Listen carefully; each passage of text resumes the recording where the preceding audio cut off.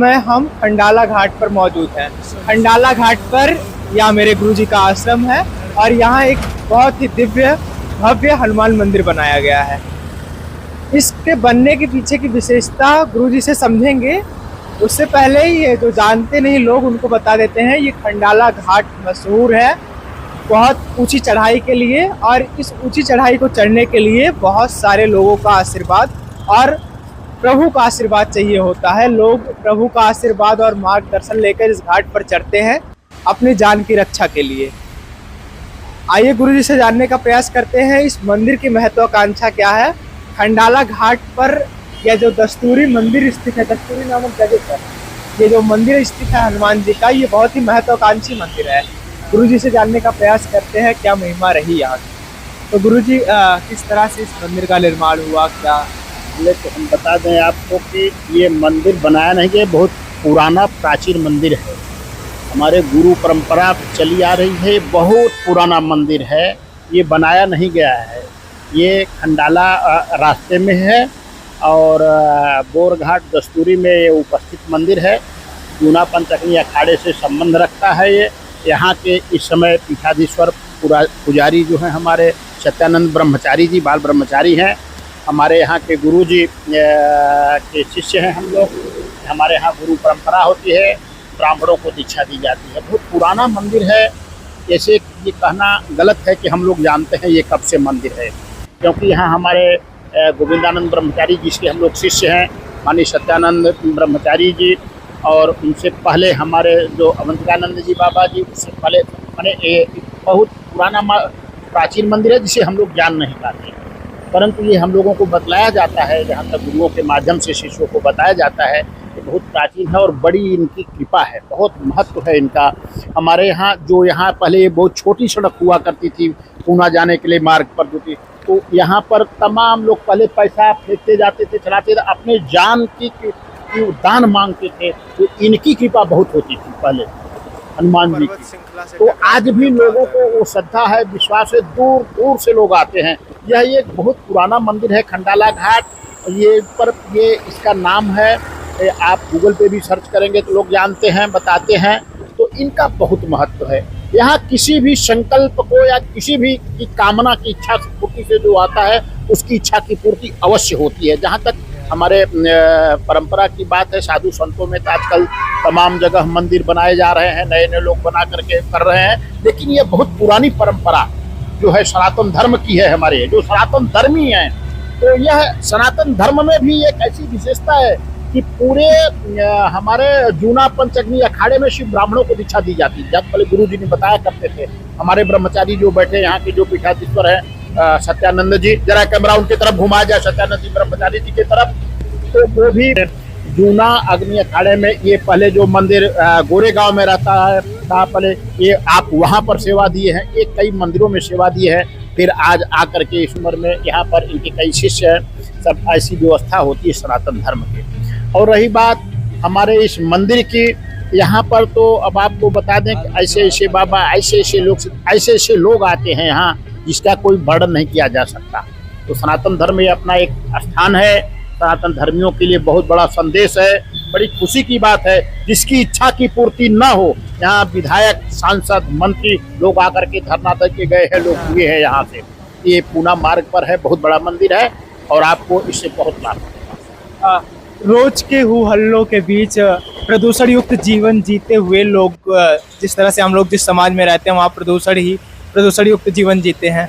जब से मैं यहाँ हूँ 3-4 दिनों से बहुत ही सुखद अनुभव हो रहा है। स्वच्छ हवा, बादलों से बार बार शरीर से बादल टकरा रहे हैं और वायु का ऐसा प्रभाव देखने को मिल रहा है, मन बहुत हर्षित हो रहा है। तो और भी आपके अगर भक्त यहाँ आना चाहें या हमारे दर्शक आना चाहें, हमारे मित्र आना चाहें, तो किस तरह से वो आ सकते हैं और किस तरह की व्यवस्था उनको मिलेगी? हाँ, ये बात सही कहा आपने। दो चीज, पहले तो यहाँ दर्शक शब्द हमारे यहाँ नहीं चलेगा, हमारे यहाँ भक्त चलते हैं। हमारे यहाँ दर्शक की आवश्यकता नहीं है। हमारे यहाँ जो सनातन धर्म प्रेमी है, ये वो आकर के यहाँ धर्म के प्रति, यहाँ धर्म का हरिका भजे की हरिका होई, जाति पाति पूछे नहीं कोई, उसके लिए जगह है। परंतु अगर आप दर्शक किस बात का, ये कोई ये नहीं है। यहाँ साधना के लिए हमारा एक मंदिर ऊपर है बौड़ी के पास, वहाँ बैठ के साधना करते थे गुरुजी। तो यहाँ पहले जब गुरुजी हमारे आए थे, हमारे गुरुजी के गुरुजी जो आए थे, लोग बताते थे, गुरुजी हम लोगों को बताया करते थे कि यहाँ पहले कुछ नहीं था, खाली हनुमान जी का मंदिर, वो चटाई गोबरी लीप करके यहाँ रहा करते थे। हमारे ब्रह्मचारी जी को भी बताया गया है ये बात, हम लोगों को गुरुजी बताते थे। तो यहाँ ये साधना क्षेत्र है, यहाँ ये हमारा ये प्राचीन मंदिर है, ये साधना के लिए जाना जाता है। यहाँ आइए, अपनी कामना के लिए यहाँ आपको रहने की व्यवस्था है, दान अनुदान कर सकते हो, कोई बात नहीं, आशीर्वाद प्राप्त कर सकते हो। और रही बात खुली हवा की, ये बात आपने अच्छी बात पूछी है कि गौरव जी, कि यहाँ जो खुली हवा है, खुली हवा इन वादियों में, अब ये देखिए झाड़ है, जंगल है, बस्तियाँ कम है, तो यहाँ उसके लिए सेहत के लिए भी बहुत अच्छा है। 10 दिन 5 दिन रह सकते हो, महीना 2 महीना रह सकते हो, यहाँ आजीवन रह सकते हो। परंतु आपको यहाँ साधना करनी पड़ेगी, पूजा करी भी, सनातन धर्म के सिस्टम में रह सकते हो, कर सकते हो, सेवा दे सकते हो। यहाँ सेवक आ सकते हैं मंदिर में हनुमान जी के, क्योंकि दास हैं, तो हनुमान जी की सेवा के लिए आ सकते हैं। पिकनिक मनाने के लिए यहाँ स्थान हमारे यहाँ नहीं मिलता है किसी को। तो पहले जब ये रोड चलता था, पतला था, आज तो ये रोड चौड़ा हो गया है काफी, लेकिन पहले एक्सीडेंट भी बहुत हुआ करते होंगे यहाँ, तो प्रभु का किस तरह से कृपा है? ये बात नहीं है कि पहले हम तो देखे हैं, जो सिंगल सड़क थी तब भी हमने देखा है, ऐसा नहीं था, सब इन लोगों की कृपा है। और हमारा देश तो ही संतों का कहा जाता है, सूफी संत महात्माओं का देश भारत कहा जाता है, सूफी संत महात्माओं का देश भारत कहा जाता है, तब भी सब भगवान के ऊपर इनकी कृपा है। अतुलित बलिधामम, इनके धाम में आ जाओ तो इनके पास अतुलित बल है, यह धाम ही ऐसा है, अतुलित बलिधामम, अतुलित बल है, जो किसी चीज कहीं भी इनसे प्राप्त, किसी भी चीज को किया जा सकता है। तो यहाँ एक्सीडेंट क्यों होगा? लेकिन ये है कि भाई साधन है, संयम है, नियम है, उसके लिए होता रहता है, लेकिन ऐसे भी ऐसी बात नहीं है। यहाँ इनकी कृपा बनी है, इस पूरे क्षेत्र की मैं बात बता रहा हूँ, बिना, ये तो संसार को मुक्ति के दाता हैं, ये तो खाली अपना क्षेत्र है। तो यहाँ जो मत्था टेका होगा उसका भला ही हुआ होगा कभी भी।